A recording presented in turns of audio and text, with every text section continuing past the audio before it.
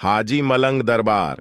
जी हां दोस्तों, हाजी मलंग दरगाह, जहां शेर भी जाते हैं हाजिरी देने के लिए। एक ऐसे अल्लाह के वली का दरबार जहां शेर जाते हैं हाजिरी लगाने के लिए। इसी अल्लाह के दरबार में भक्त गिरी करने के लिए गए थे कुछ लोग। फिर जो कुछ हुआ जानकर आपके भी रोंगटे खड़े हो जाएंगे। चलिए आज हम हाजी मलंग बाबा, जी हां दोस्तों, हाजी मलंग अब्दुर रहमान हाजी मलंग बाबा का वो दरबार जहां हाजिरी देने के लिए शेर, जानवरों का बादशाह शेर जाता है। दोस्तों, जंगल के जानवर भी जाते हैं। ये अल्लाह के वली हैं जिनकी बारगाह में शेर भी अकीदत के साथ सर झुकाने के लिए जाते हैं। और कई बार लोगों ने देखा कि हजरत हाजी मलंग बाबा के दरबार में शेर अकीदत के साथ पहुंचे और मानो ऐसा लग रहा हो कि वो शेर भी, यानी कि जंगल का राजा भी, अपनी फरियाद लेकर अल्लाह के वली के दरबार में पहुंचा है। लेकिन दोस्तों, बदलते हुए जमाने और बदलते हुए हालात में कुछ लोग भक्तगिरी करने के लिए हाजी मलंग के दरबार में पहुंचे। फिर उनके साथ क्या हुआ, पूरी जानकारी इस वीडियो में देने जा रहे हैं। लेकिन वीडियो शुरू करने से पहले आपसे गुजारिश करना चाहेंगे कि आप इस वीडियो में आखिर तक बने रहे। प्यारे दोस्तों, अगर आप भी अल्लाह के वली के चाहने वाले हैं तो अल्लाह के वली के नाम से, हाजी मलंग बाबा के नाम से एक बार कमेंट बॉक्स में जाकर अल्लाहू अकबर जरूर लिखें और इस वीडियो को दिल से लाइक करना बिल्कुल मत भूलिएगा और चैनल को भी सब्सक्राइब जरूर करें। दोस्तों, अल्लाह के वली का दरबार वो दरबार होता है जहां हिंदू क्या, मुस्लिम क्या, सिख क्या, ईसाई क्या, हर धर्म के लोग अल्लाह के वली के दरबार में बिना रोक टोक पहुंचते हैं। और अगर देश के अंदर हिंदू मुस्लिम एकता की सबसे बड़ी मिसाल किसी जगह को दिया जा सकता है तो वो है अल्लाह के वली का दरबार। चाहे सुल्तान उल हिंद ख्वाजा गरीब नवाज चिश्ती रहमतुल्लाही ताला अलैह की बारगाह, चाहे हाजी अली की बारगाह या फिर हाजी मलंग की बारगाह, कहीं भी किसी को उसका धर्म नहीं पूछा जाता, बल्कि जो भी अकीदतमंद अल्लाह के वली की बारगाह में पहुंचते हैं उनका स्वागत और इस्तकबाल होता है और बिना रोक टोक वो वहां पर पहुंच जाते हैं।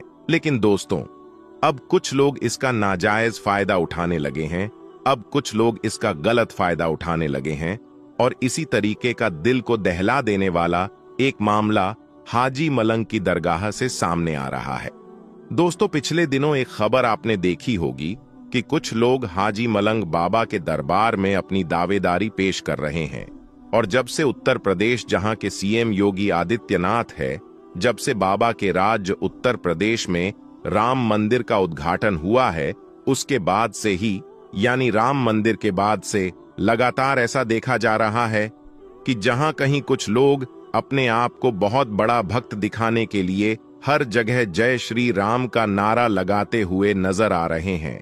झलक देखने को मिली क्योंकि अल्लाह के वलियों के दरबार में किसी के लिए रोक टोक तो नहीं होता, किसी से उसका धर्म तो नहीं पूछा जाता। और इसी का फायदा उठाकर कुछ लोग हाजी मलंग के दरबार में भी पहुंचे और हाजी मलंग बाबा के दरबार में घुसकर जय श्री राम का नारा लगाना चालू कर दिया। अब दोस्तों, ये लोग भी ये सोचते होंगे कि जय श्री राम का नारा अगर हाजी मलंग बाबा के दरबार में हम जाकर लगाएंगे तो हमको सबसे बड़ा सनातन धर्म का अलमबरदार माना जाएगा, या फिर हमको बहुत बड़ा नेता या लीडर माना जाएगा, सनातन धर्म में बहुत बड़ी तारीफ वाला काम उसको गिना जाएगा। लेकिन दोस्तों, गौर करने वाली बात यह है कि आप अगर किसी की दरगाह में, किसी की धार्मिक स्थल में जाकर आप अपना जाति सोच नारा लगाते हुए और अगर यही काम आपके धर्म स्थल पर जाकर कोई कर दे तो आपको तकलीफ होगी। मैं 100% कहूंगा कि आपको जरूर तकलीफ होगी। तो दोस्तों, जब आपको उससे तकलीफ हो सकती है तो दूसरे धर्म के लोगों को भी तकलीफ हो सकती है। अरे, जहां आपको जय श्री राम का नारा लगाना चाहिए वहां जाइए। अयोध्या में मंदिर का उद्घाटन हो गया है, टिकट कटाइए, दर्शन कीजिए। जितना कस के शरीर में जितना दम है उतना दम के साथ वहां पर गश्त कीजिए, नारा लगाइए, कोई रोकने वाला नहीं होगा। लेकिन इस तरीके से दरगाहों में घुसकर जो भक्तगिरी कर रहे हैं ये बिल्कुल सरासर गलत है। और जब से दोस्तों ये खबर निकलकर सामने आई, ये वीडियो जब से वायरल चल रहा है कि हाजी मलंग बाबा के दरबार में घुसकर कुछ लोगों ने नारा लगाए हैं, वहां तो मुसलमान थे ही और उन्होंने अपना मोहब्बत का और शांति का पैगाम दिया और उन्होंने कुछ भी एक्शन वहां पर नहीं लिया, बल्कि लोग नारा लगाते रहे और ये लोग सिर्फ उन लोगों को देखते रहे। लेकिन अगर उन्हीं में से कोई सरफिरा होता, अगर कोई सनकी मिजाज का होता, तो वहां पर बिल्कुल माहौल खराब हो जाता, माहौल गड़बड़ा सकता था। और फिर अगर माहौल गड़बड़ाता तो उसका जिम्मेदार कौन होता? दोस्तों, कुछ लोग हिंदू मुस्लिम करके चुनाव से पहले माहौल को खराब करना चाहते हैं और इस चीज को देखते हुए शायद हाजी मलंग बाबा की दरगाह में जितने मुसलमान रहे होंगे वो समझ गए होंगे कि ये नफरती लोग हैं। उनका काम है हिंदू मुसलमान करना, नफरत फैलाना, और इसलिए उन लोगों ने बहुत ही खामोशी और बहुत ही सब्र का मुजाहिरा किया। दोस्तों, उन्होंने कुछ टोका नहीं। यूं ही मजहबे इस्लाम में साबिरीन का पैटर्न है, यानी बेशक सब्र करने वालों के साथ अल्लाह हैं, और मुसलमान ने सब्र किया। और जब से ये वीडियो वायरल है तभी से जगह जगह पर उसकी चर्चा हो रही है। जगह जगह पर लोग अपनी बातों को कह रहे हैं कि जिस दरगाह में शेर अकीदत के साथ जाते हैं, जिस जंगल के जानवर को अल्लाह के वली की दरबार की ताजीम मालूम है, लेकिन ये इंसान कैसे हैं जिनको अल्लाह के वली की बारगाह में जाने का तरीका मालूम नहीं, उनकी अजमतो तौकीर मालूम नहीं। जंगल का 4 पैर का जानवर अल्लाह के वली के दरबार में, हाजी मलंग के दरबार में अकीदत के साथ आ रहा है, खिराजे अकीदत पेश करके जा रहा है। लेकिन ये 2 पैर का इंसान है, ये कुछ और है जिसको अल्लाह के वली के दरबार का जो रिवायात हैं वो मालूम नहीं। अल्लाह के वली की बारगाह में जाकर क्या करना चाहिए वो मालूम नहीं, सिर्फ नफरत का काम करते हैं, नफरत को आम करते हैं। और इन्हीं जैसे नफरत पसंदों को हम लोगों को देखना है। और ये जो मामला है, हालिया मामला है, ये वीडियो बहुत तेजी के साथ सोशल मीडिया पर वायरल है, खबरें वायरल हैं दोस्तों। और पिछले दिनों से जिस तरीके से कुछ लोगों ने इस दरगाह पर अपना दावा ठोका था, उसके बाद से ये आशंका जाहिर हो रही थी कि आने वाले दिनों में कुछ न कुछ जरूर होगा, और अब रिजल्ट देखने को मिल रहा है। दोस्तों, जब एक हिंदू शख्स ने अजान देने वाले मुअज्जिन को थप्पड़ मारा, तो फिर उस शख्स के साथ अल्लाह ने क्या किया जिसे देखकर सब लोग हैरान हो गए। आखिर उसके साथ ऐसा क्या हुआ, ये जानने के लिए आप इस वीडियो को आखिर तक जरूर देखें। दोस्तों, अजान एक अल्लाह का कलाम है, यानी कि अजान को किसी ने लिखा या किसी ने बनाया नहीं है, बल्कि अल्लाह की तरफ से हम इंसानों के लिए भेजा गया एक कलाम है, ताकि इसके जरिए से लोगों को नमाज के लिए मस्जिद में इकट्ठा किया जा सके। इसी वजह से हर रोज 5 वक्त की अजान दी जाती है। आज पॉलिटिक्स की वजह से भारत का माहौल कुछ ऐसा बन गया है कि जगह जगह पर लोग अजान पर एतराज करते हुए नजर आ रहे हैं। ये लोग शायद इस बात को भूल गए हैं कि जब अल्लाह का अजाब आता है तो इंसान को संभलने तक का मौका नहीं मिलता और इंसान तबाह और बर्बाद होकर रह जाता है। आज की इस वीडियो में हम आपको एक ऐसे शख्स के बारे में बताने वाले हैं जो अजान से सख्त नफरत किया करता था, और यही नहीं, एक बार तो उसने अजान देने वाले को गालियां दी और तो और उसे थप्पड़ भी मार दिया और अजान भी बंद करा दी। उसके बाद उस शख्स के साथ जो कुछ हुआ उसके बारे में जानकर यकीनन आप लोग भी हैरान और परेशान हो जाओगे। दोस्तों, बहुत पहले की बात है, किसी पोस्ट पर एक बहुत बड़ा ऑफिसर था। एक बार किसी खास काम की वजह से उसका तबादला यानी उसका ट्रांसफर मुस्लिम इलाके में हो गया था। इत्तेफाक से उसको वहां पर रहने के लिए जो मकान मिला, उसके करीब में ही एक मस्जिद थी जिसमें 5 टाइम रोजाना अजान दी जाती थी।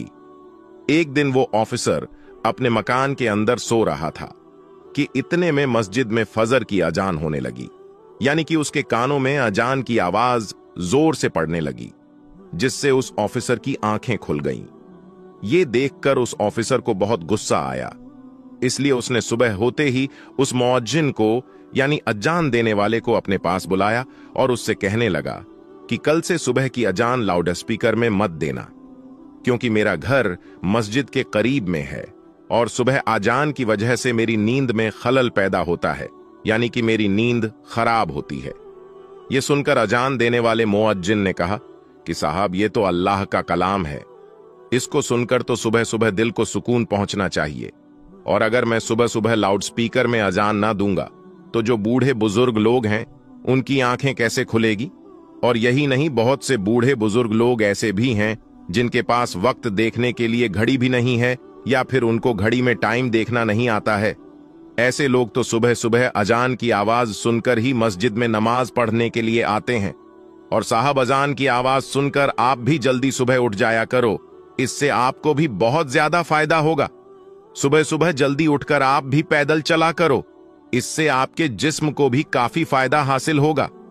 ऑफिसर तो मुसलमानों के बारे में तरह तरह की बातें सुनकर उनसे पहले ही नफरत करता था, इसलिए वो फिर इस आदमी के ऐसी बातें सुनकर गुस्से में आकर कहने लगा कि मुझे ज्यादा समझाने की जरूरत नहीं है, और याद रखना, खबरदार, अगर तुमने कल लाउडस्पीकर से सुबह फजर की अजान दी तो तुम्हारी खैर नहीं।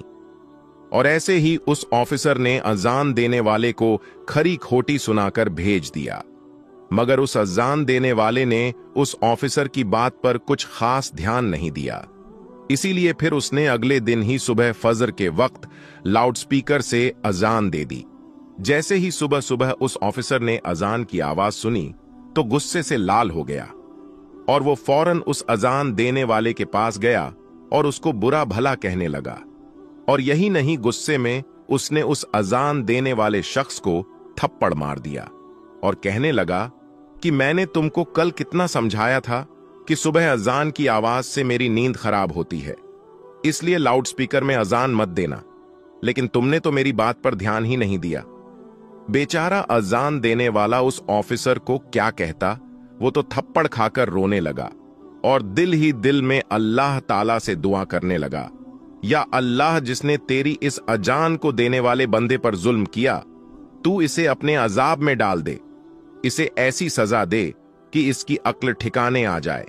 जैसे ही मुअज्जिन की आवाज अल्लाह की बारगाह में पहुंची तो अल्लाह ने फौरन उसकी दुआ कबूल कर ली, और उसी दिन उस ऑफिसर पर अजाब नाजिल हो गया।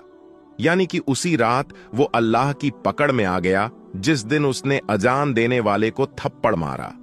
उस रात वो अपने घर में सोया जरूर था, मगर सुबह वो उठ ना सका, क्योंकि उसी रात उसके जिस्म के आधे हिस्से पर लकवा मार गया, जिसकी वजह से उसके हाथ हिलने के काबिल भी नहीं रहे। उसके बाद उस ऑफिसर का काफी इलाज करवाया गया, मगर उसका वो मर्ज ठीक ना हो सका। ये देखकर दफ्तर वालों ने उसे नौकरी से भी निकाल दिया। अब उसके घर में जो मोटी रकम आती थी वो भी आना बंद हो गई थी। अब घर में पड़ा पड़ा अपनी बीवी को परेशान करने लगा और लड़ाई झगड़ा करने लगा।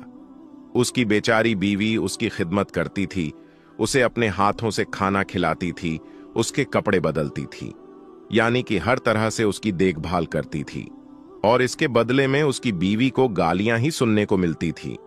इसी तरह से कुछ दिनों के बाद उसकी बीवी भी उससे तंग आ गई, और एक दिन उसकी बीवी ने अपने भाई को फोन कर दिया और कहने लगी, भैया, मैं इस इंसान से तंग आ चुकी हूं, पूरे दिन इसकी खिदमत करती रहती हूं, मगर ऊपर से ये मुझे गालियां देता है, मारता पीटता है। अब मैं यहां पर इसके साथ नहीं रह सकती हूं, इसलिए आप मुझे यहां से ले जाइए। यह सुनकर उसका भाई उसे फौरन लेने आ गया, और फिर उस ऑफिसर की बीवी अपने मायके चली गई। इसी दौरान उस ऑफिसर के दूसरे हिस्से पर भी लकवा पड़ गया, और अब उसके जिस्म का दूसरा हिस्सा भी काम करना बंद कर दिया। अब उसकी दोनों टांगें सीने से जा लगी थीं। अब ऑफिसर एक जिंदा लाश बनकर रह गया था।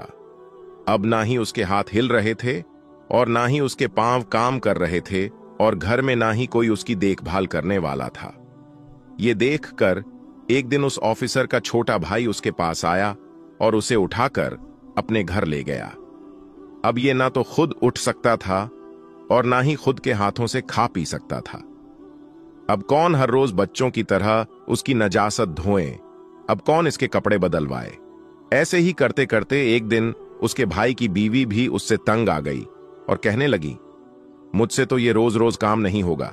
ऐसे ही करते करते एक दिन उस ऑफिसर ने किसी बात पर अपने ही उस भाई की बीवी से झगड़ा कर लिया, उसको कोई सख्त बात कह दी। क्योंकि उसकी जबान काबू में नहीं थी, इसलिए उसने अपने भाई की बीवी को गालियां सुना दी। उसकी गालियां सुनकर भाई की बीवी रोने लगी और अपने शौहर से कहने लगी अब या तो इस घर में तुम्हारा भाई रहेगा या फिर मैं रहूंगी। ये सुनकर भाई ने सोचा कि इस बीमार भाई के चक्कर में मेरी जिंदगी बर्बाद हो जाएगी, इसलिए क्यों ना इसी भाई को यहां से हटा दिया जाएगा। इसलिए फिर उसने अपने बेटों के साथ मिलकर गुस्से में अपने भाई की चारपाई उठाई और उसको ले जाकर सड़क के किनारे पर रख दिया। दोस्तों, उस वक्त सख्त गर्मी का मौसम था, इसीलिए थोड़ी ही देर में वो सूरज की गर्मी में तपने लगा और उसको पसीना आने लगा। अब उसे जोरों की प्यास भी लग चुकी थी। सुबह से उसने कुछ खाया पिया भी नहीं था। अब ऑफिसर अपनी चारपाई पर पड़े पड़े रो रहा था और कराह रहा था और कह रहा था कि कोई तो मेरी मदद करो, कोई तो मुझे पानी पिला दो, कोई मुझे खाना खिला दो। इत्तेफाकन से उसी रास्ते से उसी मुअज्जिन का गुजर हुआ जिसे इसने थप्पड़ मारा था।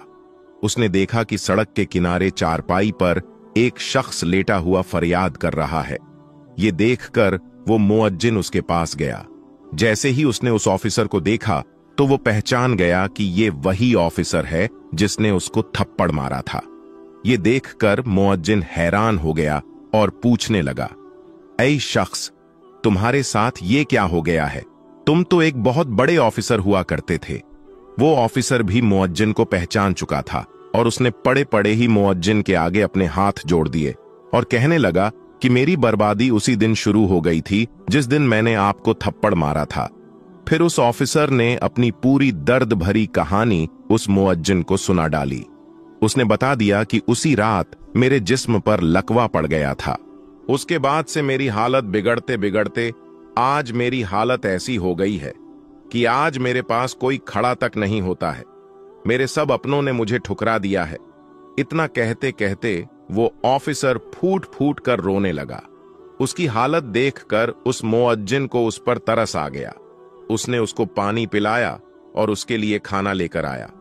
फिर अपने हाथों से उसको खाना खिलाया और यही नहीं, फिर उसे उठाकर वो अपने घर भी ले गया और खूब अच्छी तरह से उसकी खिदमत करने लगा।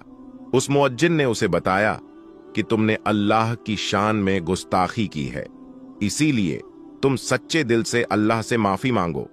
ये सुनकर वो ऑफिसर सच्चे दिल से अल्लाह की बारगाह में रो रो कर अल्लाह से माफी मांगता रहा और साथ ही वो मुअज्जिन उसके हक में दुआ करने लगा। अल्लाह ने फौरन उनकी दुआ को कबूल फरमाया और कुछ ही दिनों की खिदमत के अंदर ऑफिसर पूरी तरह से ठीक हो गया और वो उठकर चलने फिरने लगा। सुभान अल्लाह। तो दोस्तों, याद रखें, जो कोई जिस मजलूम पर जुल्म करता है उस पर फिर इसी तरह से अल्लाह का अजाब उतरता है। बाज मर्तबा इंसान अपनी औकात को भूल जाता है। आज हमारे पास वक्त है सही मायने में इंसान बनने का, अपनी औकात को याद करने का। हदीस पाक में आता है, हुजूर पाक सल्लल्लाहु अलैहि वसल्लम ने फरमाया है, ऐ औरतों, जब तुम बिलाल का अजानो इकामत कहते सुनो तो जिस तरह वो कहता है तुम भी कहो। अल्लाह तुम्हारे लिए हर कलमे के बदले 1,00,000 नेकियां लिखेगा और 10,000 दर्जात बुलंद फरमाएगा और 1,000 गुनाह मिटा देगा। ये सुनकर ख्वातीन हजरात अर्ज करने लगी, या रसूल अल्लाह सल्लल्लाहु अलैहि वसल्लम, ये तो सिर्फ औरतों के लिए है, मर्दों के लिए क्या है? तो आप सल्लल्लाहु अलैहि वसल्लम ने फरमाया कि मर्दों के लिए ये दुगना है। दोस्तों, अब हम आपको हमारे प्यारे आका सरवरे कायनात हजरत मोहम्मद मुस्तफ़ा सल्लल्लाहु अलैहि वसल्लम के हवाले से एक ऐसा वाक्या लेकर आया हूं जिसको सुनने के बाद यकीनन आपकी आंखों में आंसू आ जाएंगे। हमारे प्यारे नबी हजरत मोहम्मद मुस्तफ़ा सल्लल्लाहु अलैहि वसल्लम हमसे कितनी मोहब्बत करते हैं, ये आज के वाक्य के अंदर आपको मालूम पड़ेगा। उससे पहले जितने आशिकाने रसूल इस वीडियो को देख रहे हैं तो इस वीडियो को एक लाइक जरूर करें और कमेंट में या रसूल अल्लाह जरूर से लिखें, ताकि हमें भी मालूम चल सके कि कितने आशिकाने रसूल इस वीडियो को देख रहे हैं। मेरे प्यारे मुसलमान भाइयों, हमारे प्यारे आका अपनी उम्मत से कितनी मोहब्बत फरमाते हैं, इसका अंदाजा इस बात से लगा सकते हैं। हमारे प्यारे नबी हजरत मोहम्मद मुस्तफ़ा सल्लल्लाहु अलैहि वसल्लम तब तक राजी नहीं होंगे जब तक उनका एक एक उम्मती जन्नत में ना चला जाता है, यानी जब तक एक एक ईमान वाला जन्नत में ना चला जाए। मेरे प्यारे दोस्तों, रिवायत में आता है, एक मर्तबा नबी करीम हजरत मोहम्मद मुस्तफ़ा सल्लल्लाहु अलैहि वसल्लम कुरान पाक की तिलावत कर रहे थे। तभी आपके सामने दो ऐसी सूरह आई जिनको पढ़कर आप सल्लल्लाहु अलैहि वसल्लम रोने लगे। मेरे प्यारे दोस्तों, हम सभी जानते हैं जो सच्चे दिल से कुरान पाक पढ़ते हैं उनके आंखों में आंसू आ ही जाया करते हैं। यानी ऐसी ऐसी बातें कुरान मजीद के अंदर कही गई हैं आजाब के हवाले से, जिसको सुनकर यकीनन रूह कांप जाती है। लेकिन अफसोस का मुकाम है, हम कुरान पाक को पढ़ते ही नहीं हैं। जब तक हम कुरान पाक को पढ़ेंगे नहीं तो हमें मालूम कैसे चलेगा कि कुरान पाक में क्या लिखा है।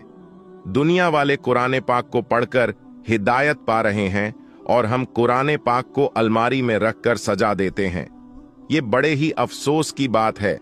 प्यारे आका को हम नाराज कर रहे हैं। इसके बावजूद हमारे प्यारे आका हमसे कितनी मोहब्बत करते हैं। प्यारे दोस्तों, रिवायत में आता है जब सरवरे कायनात हजरत मोहम्मद मुस्तफ़ा सल्लल्लाहु अलैहि वसल्लम जो 2 सूरतों की तिलावत कर रहे थे, उनमें पहले सूरत का तर्जुमा ये था। इब्राहिम अलैहिस्सलाम ने अल्लाह ताला से इरशाद फरमाया, ऐ अल्लाह, जो मेरी उम्मत में नेक बंदे हैं वो मेरे लिए और जो गुनाहगार बंदे हैं वो तेरी रहमत के हवाले।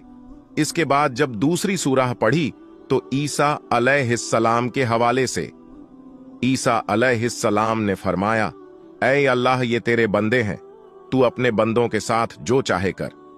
मेरे प्यारे मुसलमान भाइयों, जैसे ही हमारे प्यारे आका सल्लल्लाहु अलैहि वसल्लम ने 2 सूरतों की आयतों को पढ़ा तो आपके दोनों आंखों से आंसू जारी हो गए। आपकी आंखों में इतना आंसू आया कि आपके आंसू मुबारक आपके रुखसार से होते हुए आपकी झोली में गिरने लगे।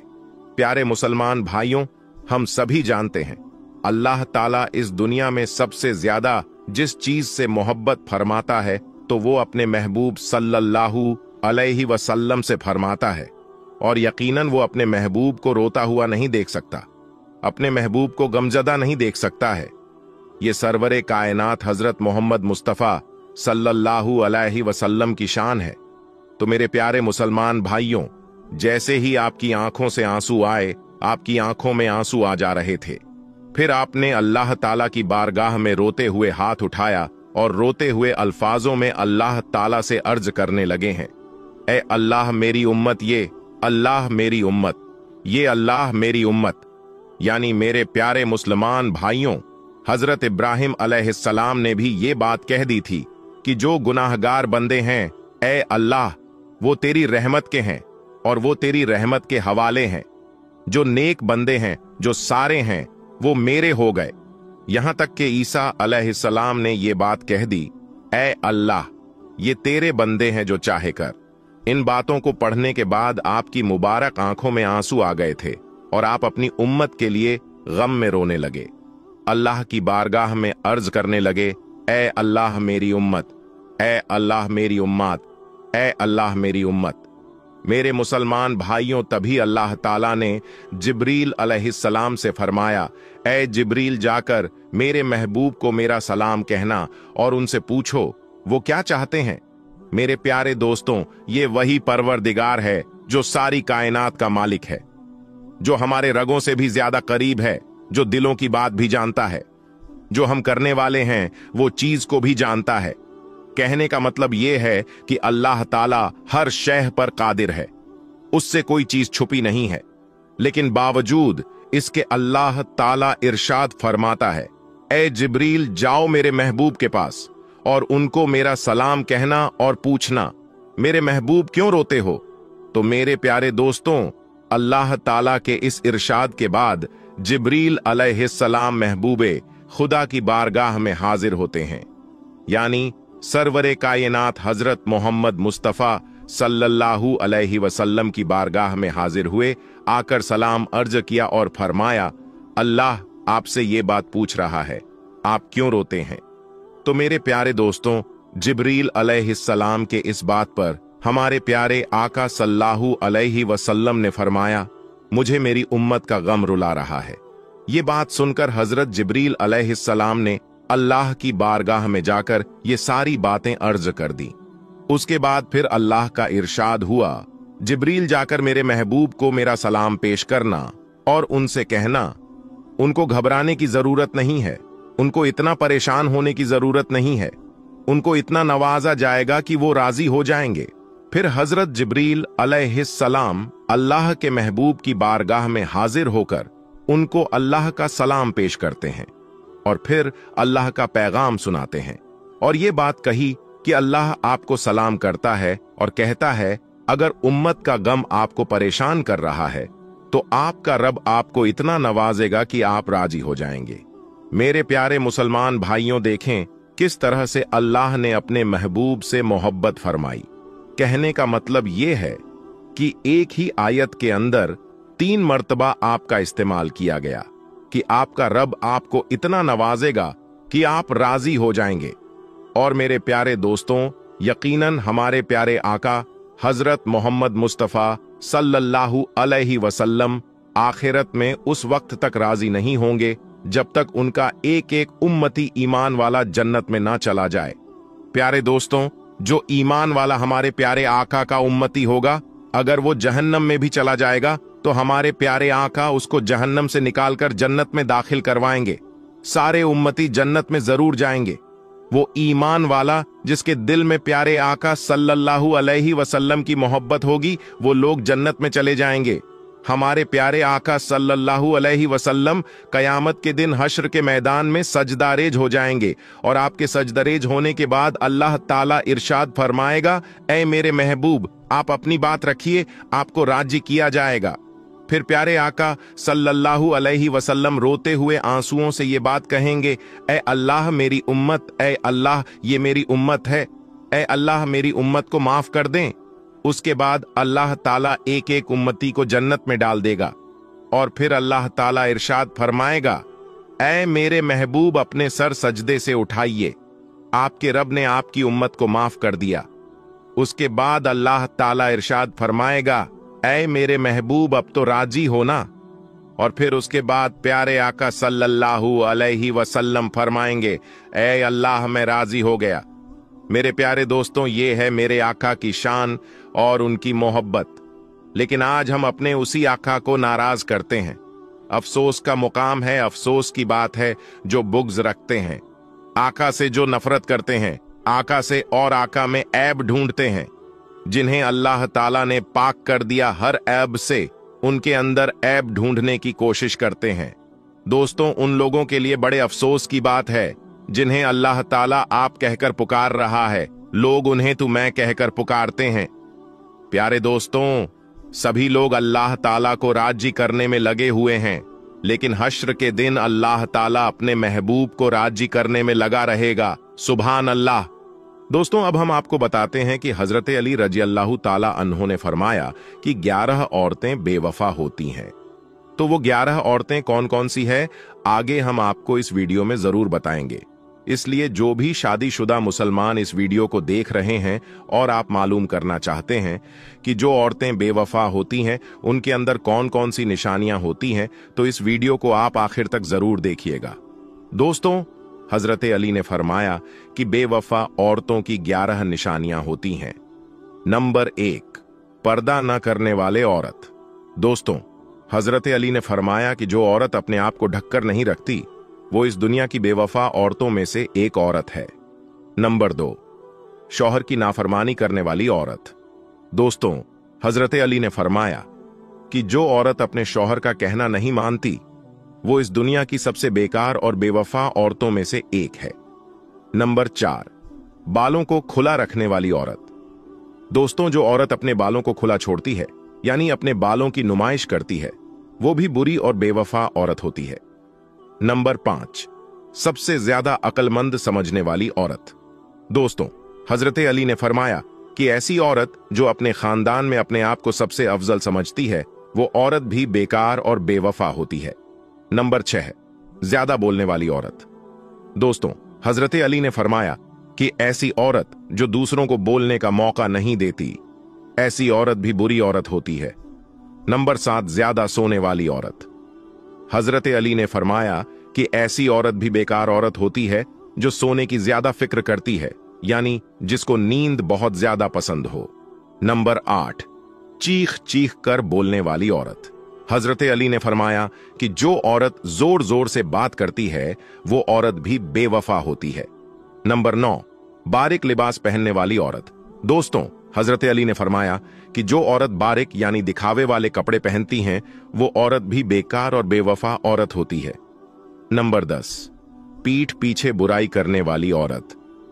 दोस्तों, हजरत अली ने फरमाया कि ऐसी औरत भी बेकार और बेवफा होती है जो लोगों के पीठ पीछे अपने खानदान की बुराई करती है। नंबर 11, ज्यादा घूमने फिरने वाली औरत। दोस्तों, हजरत अली ने फरमाया कि जो औरत फिजूल घूमना फिरना ज्यादा पसंद करती है यानी बाजार के चक्कर लगाने की शौकीन होती है तो वो औरत भी बेकार और बेवफा होती है। दोस्तों, आखिर में अल्लाह ताला से दुआ है कि अल्लाह ताला हमारे मुसलमान माओ बहनों को हिदायत अता फरमाए और अपने शौहरों की हुक्म की तामील करने की तौफीक अता फरमाए। आमीन सुम्मा आमीन। दोस्तों, उम्मीद करते हैं आपको ये वीडियो पसंद आई होगी। वीडियो पसंद आई हो तो दिल से लाइक करें और अपने दोस्तों के साथ शेयर करें। और अगर आपने हमारे YouTube चैनल को सब्सक्राइब नहीं किया है तो अभी सब्सक्राइब करें और साथ में लगे बेल के घंटे को जरूर क्लिक करें ताकि इसी तरह की वीडियो आपको मिलती रहे। हम मिलेंगे आपको अगली वीडियो में, तब तक के लिए अल्लाह हाफिज।